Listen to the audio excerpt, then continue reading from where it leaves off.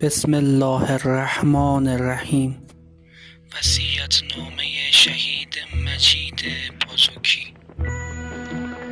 درود بر امام امت، نایب برحق امام زمان، عجل الله تعالی فرجه الشریف، حضرت امام خمینی، که هرچه داریم از وجود با برکت ایشان است که اسلام و امت اسلامی را بعد از 1400 سال دوباره زنده نمود. قدر امام را بدانید و خالصانه پیروش باشید. انقلاب اسلامی و جمهوری اسلامی امانت الهی هستند. وظیفه همه ما پاسداری از انقلاب و دستاوردهای آن است.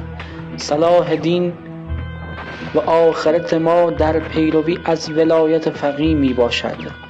فعالانه در مسائل انقلاب و اجتماع شرکت نمایید. حضور گسترده و آگاهانه مردم ضامن انقلاب و اصول آن است.